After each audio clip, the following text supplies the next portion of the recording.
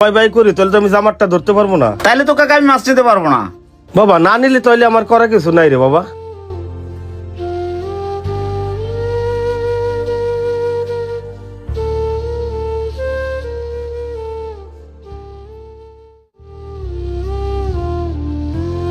ও বাবা আপনি এখনো আছেন?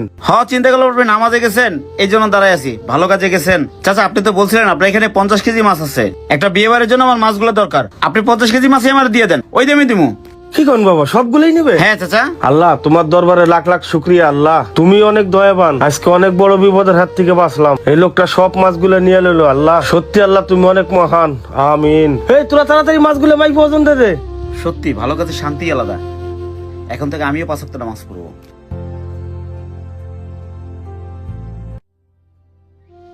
এ রাব্বি দাঁড়া, হালা বুড়া কামটা করছে কি দেখছস? এক লোকের কাছে 250 করে সব মাছ বেচে চালাইছি। আর এদিকে আমরা সারাদিন 10 টাকা লসে মাছ বেচছি, পুরাই 10,000 টাকা লস খাই গেছি গা। হায় রে রাজ, দেখছস ওনারে শিক্ষা দিতে গিয়ে আমরাই শিক্ষা পাই গেলাম। ওরে শিক্ষা দিতেছে 10,000 টাকা লস।